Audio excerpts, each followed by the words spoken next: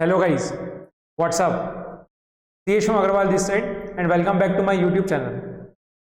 Previous part में हमने जो क्वेश्चन सॉल्व किया था वो बॉन्ड रिफंडिंग डिसीजन का था। ठीक है, वीडियो का लेंथ थोड़ा बढ़ा जा रहा था, इसके लिए मैं सेकंड पार्ट इसके लिए ले रहा हूँ, जिसमें हम सेकंड क्वेश्चन सॉल्व कर रहे हैं जो आपका क्लीन प्राइस और डर्टी प्राइस कॉन्सेप्ट के ऊपर बेस्ड है। ओके, तो बिना किसी देरी के एक बार क्वेश्चन को रीड करना स्टार्ट कर।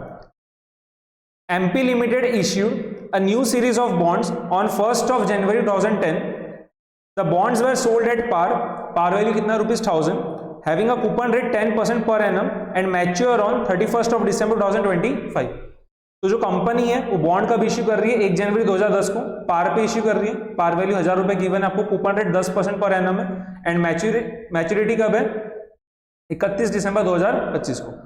Coupon payments are made semiannually on 30th of June and 31st of December each year. ठीक है, तो साल में 2 बार इंटरेस्ट पे कर रही है कंपनी 6 मंथ्स के इंटरवल में। पहला दे रही है 30 जून को इंटरेस्ट और बाद में दे रही है 31 दिसंबर को। Assume that you purchase an outstanding MP limited bond on 1st of March 2018 when the going interest rate was 12%। ठीक है, तो हम 1 मार्च 2018 को लेट सपोज करो जो कंपनी का आउटस्टैंडिंग बॉन्ड है वो परचेज कर रहे हैं और उस टाइम पे जो इंटरेस्ट रेट चालू है मार्केट में कितना है? 12%।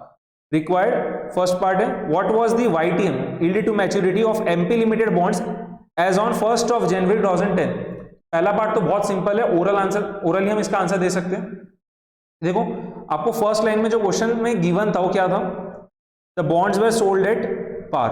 ठीक है, तो जब कंपनी ने बॉन्ड्स इश्यू किया था तो उसको पार पे इश्यू किया था, तो इससे हम क्या इन्फरेंस ड्रॉ कर सकते हैं कि जो कूपन रेट है वही किसके बराबर रहेगा? यील्ड टू मैच्योरिटी के बराबर, या यील्ड टू मैच्योरिटी किसके बराबर रहेगा? आपका कूपन रेट के बराबर। ओके, इस वजह से तो क्या हो रहा है, कंपनी ने जो बॉन्ड्स इश्यू किया उसको किस पे इश्यू किया है? पार वैल्यू पे। तो yield to maturity that will be equals to coupon rate of bonds. Coupon rate कितना था? 10%। तो YTM भी कितना आ गया? 10%। तो फर्स्ट पार्ट तो एकदम ही ज्यादा सिंपल था। अब एक बार हम सेकंड पार्ट पे आ रहे हैं। What amount you should pay to complete the transaction, of that amount how much should be accrued interest and how much would represent bonds basic value। तो ये जो सेकंड वाला पार्ट है ये आपका क्लीन प्राइस और डर्टी प्राइस कॉन्सेप्ट के ऊपर बेस्ड है। ठीक है, एकदम ध्यान से पहले पूरा कॉन्सेप्ट समझ लो, उसके बाद में हम इस क्वेश्चन को पूरा सॉल्व कर लेंगे। तो क्लीन प्राइस यानी क्या हो रहा है? हम जो प्राइस फाइंड करेंगे बॉन्ड का that will not include interest component. Okay, मतलब इंटरेस्ट देने के बाद वाला प्राइस, समझ में आ रहा है? ठीक है, इंटरेस्ट देने के बाद जो बॉन्ड का प्राइस रहेगा उसको हम क्या बोलते हैं? Clean price. ओके, और इंटरेस्ट देने के पहले जो बॉन्ड का प्राइस है वो क्या रहेगा? आपका डर्टी प्राइस। समझ में आ रहा है? ओके, अब इस टाइप के क्वेश्चंस को हम कैसे सॉल्व करेंगे उसको एकदम ध्यान से समझ लो। यहां पे आपको जो डेट गिवन है वो कौन सा है? 1 मार्च 2018। ठीक है, तो 1 मार्च जो है वो आपकी दो इंटरेस्ट की जो डेट्स थी ना उसके बीच में लाई कर रही है। कौन सी? 31 दिसंबर और 30 जून, इसके बीच में क्या हो रहा है? आपका 1 मार्च लाई कर रहा है। ओके, तो इस टाइप के क्वेश्चन में आपको सबसे पहले चीज क्या करना रहेगा कि 1st ऑफ मार्च, जैसे स्पेसिफिक क्वेश्चन में 1st ऑफ मार्च 2018 के बाद ऐसा कौन सा डेट है, ठीक है, जिस दिन कंपनी इंटरेस्ट पे करने वाली, इसके जस्ट बाद वाला 1 मार्च 2018 के जस्ट बाद ऐसा कौन सा डेट है जिस दिन कंपनी इंटरेस्ट पे करेगी? कौन सा रहेगा? 30 जून 2018। तो हम सबसे पहले क्या करेंगे? After payment of interest on 30th of June 2018 bond का प्राइस जो है वो फाइंड करने वाले। ठीक है, ये हमारा सबसे पहला स्टेप रहेगा, स्टेप 1। ठीक है, यहां पे अगर मैं स्टेप्स लिखाते जाऊं तो स्टेप 1 क्या रहेगा? बॉन्ड का प्राइस, ठीक है, bond price after payment of interest on 30th of June 2018। इसको ही हम क्या बोलेंगे? Clean price. इंटरेस्ट का पेमेंट होने के बाद बॉन्ड का प्राइस क्या है? ओके, ये क्या हो गया हमारा स्टेप 1। क्लीन प्राइस हम कैलकुलेट कर लेंगे 30 जून 2018। ये 30 जून 2018 क्यों ले रहे हैं? समझ में आया ना? आपको जो डेट गिवन है क्वेश्चन में उसके जस्ट बाद ऐसा कौन सा डेट है जिस दिन कंपनी इंटरेस्ट पे करेगी वो आपको लेना रहेगा। ओके, स्टेप नंबर 2 में हम क्या करेंगे? डर्टी प्राइस फाइंड करेंगे। ठीक है, मतलब बॉन्ड का प्राइस 30 जून 2018 को ही but before payment of interest. समझ में आ रहा है? ओके, स्टेप 2 में अब मैं डायरेक्टली लिख दे रहा हूं टर्म्स में, डर्टी प्राइस कैलकुलेट करने वाले हम। Dirty price as on 30th of June 2018। स्टेप 3 में बाद में क्या रहेगा? अभी तो हमने जो प्राइस कैलकुलेट किया है बॉन्ड का वो कब कैलकुलेट किया? 30 जून 2018 को। ठीक है, बट हमें कब का चाहिए, 1 मार्च 2018 का। तो हम क्या करेंगे, डिस्काउंटिंग करके 30 जून 2018 के प्राइस को 1 मार्च 2018 के प्राइस पे लेके आएंगे। ठीक है, बट वो जो प्राइस आएगा वो कौन सा रहेगा, डर्टी प्राइस आएगा। ठीक है, तो डर्टी प्राइस हम कैलकुलेट करेंगे as on dirty price as on 1 March 2018। ठीक है, बाय डिस्काउंटिंग करके हम 30 जून 2018 के प्राइस से 1 मार्च 2018 के प्राइस पे अराइव कर जाएंगे। एंड अब इसमें देखो क्या रहेगा, स्टेप 4 में हमने जो 1 मार्च 2018 का प्राइस कैलकुलेट किया है उसके अंदर क्या रहेगा, जो जनवरी मंथ और फरवरी मंथ है उसका इंटरेस्ट इंक्लूडेड है। ठीक है, तो अगर मैं वो 2 महीने का इंटरेस्ट एक्सक्लूड कर देता हूं तो फिर कौन सा प्राइस आ जाएगा, मेरा क्लीन प्राइस। ठीक है, क्या रहेगा, क्लीन प्राइस हम कैलकुलेट करेंगे, clean price as on 1 March 2018 by deducting interest of जनवरी एंड फरवरी। क्योंकि देखो 1 मार्च 2018 के जस्ट पहले कंपनी ने कब इंटरेस्ट पे किया होगा, 31 दिसंबर 2017 को। तो 31 दिसंबर 2017 से 1 मार्च 2018 के बीच में कितने महीने आ रहे हैं, 2 महीने, जनवरी पूरा और फरवरी पूरा। तो 2 महीने का इंटरेस्ट जो है वो क्या हो रहा है, ये जो डर्टी प्राइस हमने कैलकुलेट किया था स्टेप 3 के अंदर, उसके अंदर इंक्लूडेड है। तो अगर वो 2 महीने का इंटरेस्ट में हटा देता हूं तो क्या आ जाएगा, मेरा क्लीन प्राइस आ जाएगा 1 मार्च 2018। ठीक है, समझ में आ रहा है, वही क्या होता है आपका बॉन्ड का बेसिक वैल्यू जो हमें क्वेश्चन में फाइंड करना था। देखो accrued interest and how much would represent bonds basic. Okay, तो चलो स्टेप्स तो यहाँ पे मैंने लिख दिए। अब हम क्या कर रहे हैं, एक एक चीज फाइंड करना स्टार्ट करते हैं। कभी भी बॉन्ड का प्राइस कैसे फाइंड करोगे आप, कोई भी चीज का, वैसे भी कोई भी सिक्योरिटी का प्राइस फाइंड करना होता है तो हम क्या करते हैं, उससे जो फ्यूचर में कैश फ्लोज आने वाले वो हम क्या करेंगे, एस्टिमेट कर लेंगे और बाद में क्या करेंगे, उसको डिस्काउंट कर देंगे तो क्या होगा, उस चीज का प्राइस आ जाएगा। ओके, तो बॉन्ड से जो कैश फ्लोज आएंगे वो कौन से रहेंगे, कूपन्स, इंटरेस्ट आने वाला है वो। ठीक है, और जब हम बॉन्ड मैच्योर हो जाएगा, ठीक है, मतलब कंपनी जब बॉन्ड रिडीम कर देगी तो क्या होगा, जो हमें प्रिंसिपल का पैसा आएगा वो। तो इन दोनों को अगर हम डिस्काउंट कर देते हैं तो क्या होगा, बॉन्ड का प्राइस आ जाएगा। तो सबसे पहले देखो हम वही फाइंड कर रहे हैं, डर्टी प्राइस,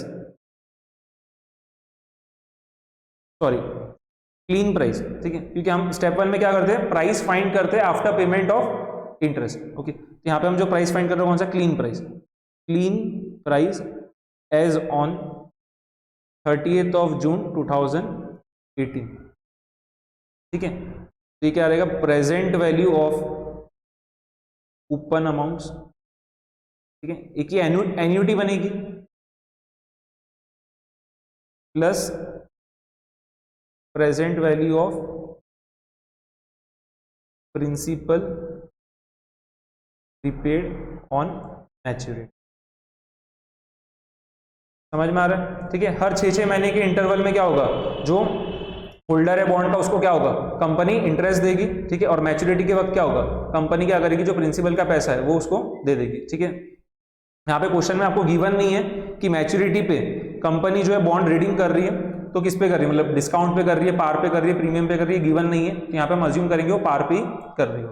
ओके, आपका अजम्पशन आपने अच्छे से स्टेट कर देना। ठीक है,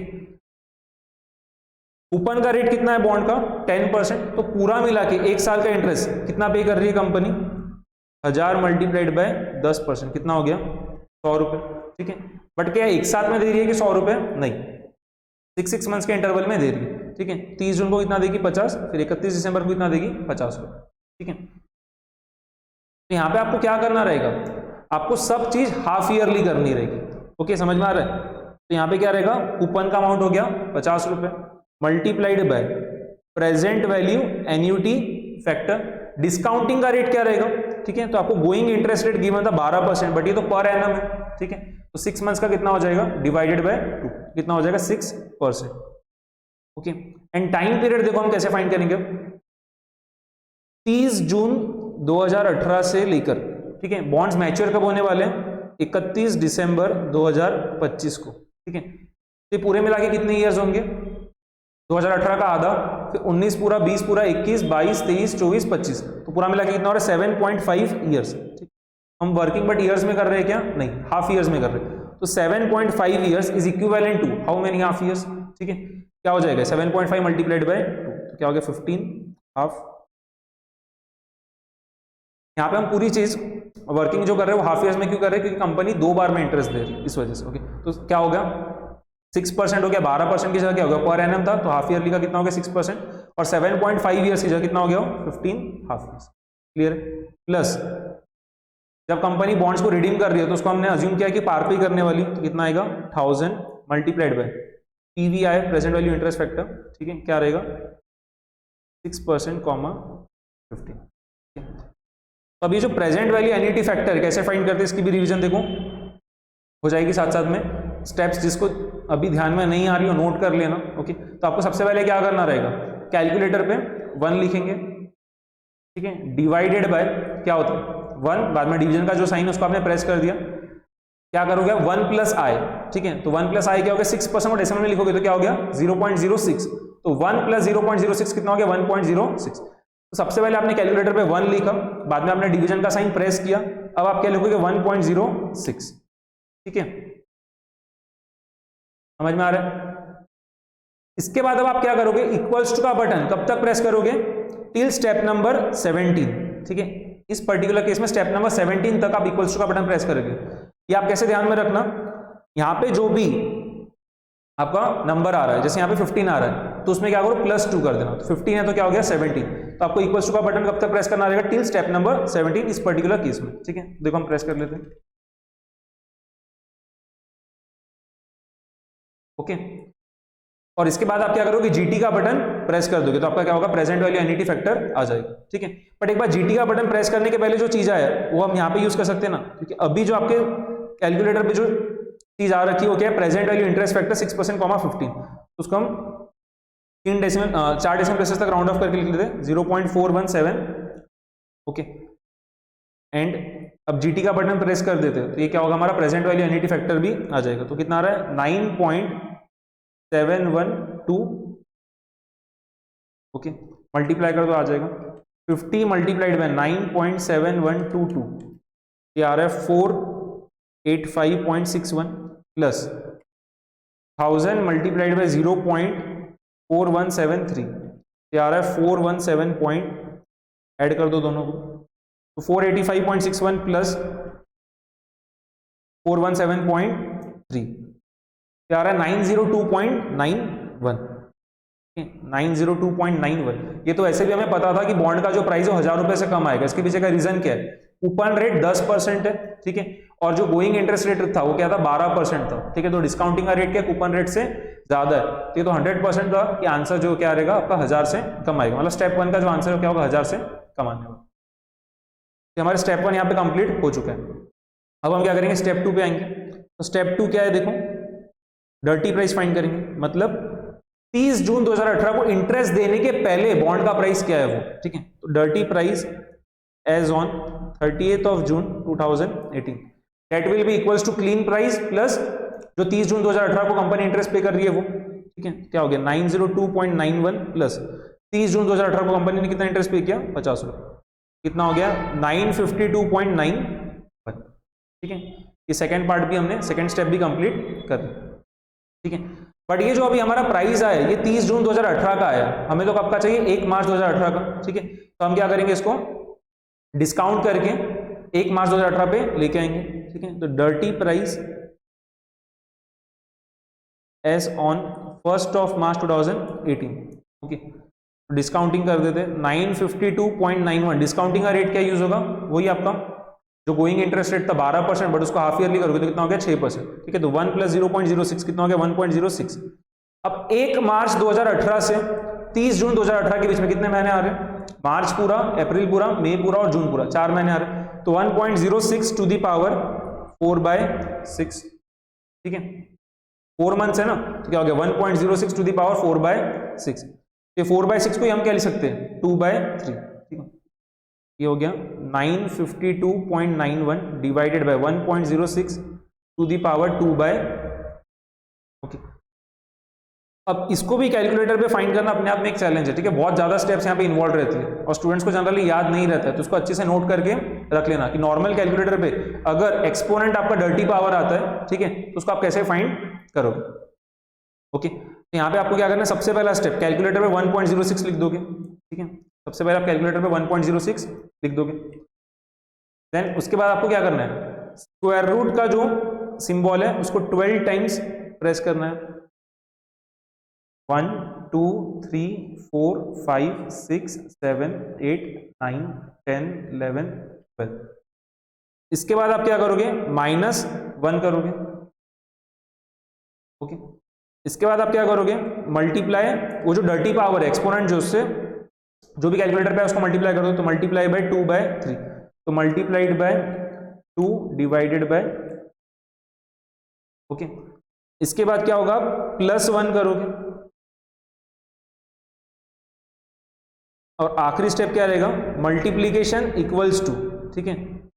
ये दोनों को आपको क्या करना है, 12 टाइम्स प्रेस करना है, पहले मल्टीप्लीकेशन बाद में इक्वल्स टू, ऐसा 12 बार प्रेस करना है। मल्टीप्लीकेशन इक्वल्स टू एक बार, मल्टीप्लीकेशन इक्वल्स टू 3 4 5 6 7 8 9 10 11 12, तो ये आ रहा है 1.0396, तो मैं लिख दे रहा हूं 952.91 डिवाइडेड बाय 1.039, डिवाइड कर लो फास्ट, 952.91 डिवाइडेड बाय 1.0396, तो ये आ रहा है 916.61, ठीक है, 916.6, क्लियर है। अब हम क्या कर रहे हैं, क्लीन प्राइस फाइंड कर ले रहे हैं, तो क्लीन प्राइस एज ऑन 1 जून 2018। ये देखो क्या हो रहा है, ये 916.61 जो हमारा स्टेप 3 में आया है, इसके अंदर क्या 2 महीने का इंटरेस्ट इंक्लूडेड है, क्योंकि कंपनी लास्ट टाइम इंटरेस्ट कब पे किया था, 1 मार्च 2018 की जस्ट पहले कंपनी ने इंटरेस्ट कब पे किया था, 31 दिसंबर 2017 को। तो जनवरी मंथ और फेब्रुवरी मंथ का इंटरेस्ट इसके अंदर क्या इंक्लूडेड है, 916.61 में, ठीक है। तो उसमें हम क्या करेंगे, 916.61 में से 2 महीने का इंटरेस्ट हटा देंगे, तो क्या होगा, हमारा आंसर आ जाएगा 916.61 माइनस ये 2 महीने का जो इंटरेस्ट है। 2 महीने का इंटरेस्ट कैसे फाइंड करोगे, 1000 मल्टीप्लाइड बाय 10% मल्टीप्लाइड बाय 2/12, कितना आ रहा है देख लो, 1000 multiplied by 10% multiplied by 2 divided by 12, यार है 16.67, ओके। 2 डेसिमल प्लेसेस तक राउंड ऑफ कर दो, 16.67, तो 916.61 माइनस 16.67, ये हमारा आंसर आ गया 899.94, 899.94। हम यही फाइंड करना था, what amount you should pay to complete the transaction. तो सबसे पहली क्या चीज, हम कितना अमाउंट पे करेंगे, 916.91 जो स्टेप 3 में हमारा आया था, 916.91 इतना अमाउंट हम पे करेंगे ट्रांजैक्शन को कंप्लीट करने के लिए। कंपनी का जो आउटस्टैंडिंग बॉन्ड है उसको 1 मार्च 2018 को परचेस करने के लिए हम कितना प्राइस पे करेंगे, 916.91। इसमें से इसको आपको 2 पार्ट में तोड़ के बताना था, ठीक है। इसमें एक्रूड इंटरेस्ट कितना है वो बताना था आपको, और बॉन्ड का बेसिक वैल्यू कितना है वो बताना था, ठीक है। एक्रूड इंटरेस्ट कितना रहेगा, ये जो आया था 16.67, और बॉन्ड का बेसिक वैल्यू क्या है जो स्टेप 4 में आया था आपका 899.9, क्लियर है, समझ में आ गया सभी को। तो क्वेश्चन एज सच के आपका 4 स्टेप में जो भी क्लीन प्राइस डर्टी प्राइस के ऊपर बेस्ड क्वेश्चन आता है उसका 4 स्टेप में आपका आंसर आ जाता है, ठीक है। सिंपल होता है चीज, बट वही एग्जाम में बहुत फ्रीक्वेंटली टेस्ट होता है, ओके। 8 मार्क्स वगैरह के लिए आपको ये टेस्ट कर सकता है, ठीक है। तो सिंपल सी चीज थी, होप सो आपको पूरे कॉन्सेप्ट समझ में आए होंगे, ओके। प्रीवियस जो पार्ट था बॉन्ड रिफंडिंग डिसीजन का, उसको भी हमने पूरा डिटेल में देखा था, उसके भी कॉन्सेप्ट आपको पूरे क्लियर होंगे, and clean price dirty price के लिए। तो दोनों ही बॉन्ड एनालिसिस के बहुत इंपॉर्टेंट क्वेश्चंस हैं, बहुत ज्यादा ही फ्रीक्वेंटली मैनर में टेस्ट होते हैं, ठीक है। आप मान के चलो अल्टरनेट अटेम्प्ट में एक क्वेश्चन आ सकता है, वैसा हो रहा है हर बार, ओके। एंड आरटीपीस वगैरह में बहुत रिपीटेटिव मैनर में इसके क्वेश्चंस देखने को आपको मिलेंगे। तो बहुत ज्यादा important exam point of view से बिल्कुल छोड़ के नहीं जा सकते।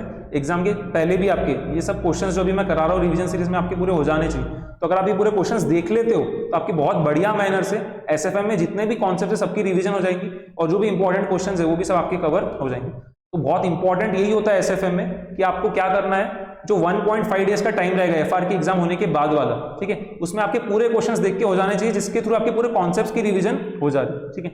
इसके लिए हम ये मेन रिवीजन सीरीज कर रहे हैं, इसमें वो जितने भी क्वेश्चंस हो, जितने भी इंपॉर्टेंट क्वेश्चंस है पूरे, जिसके थ्रू आप पूरे कॉन्सेप्ट्स रिवाइज कर सकते हो, उसको हम क्या कर रहे हैं, कवर करते जा रहे हैं, ओके।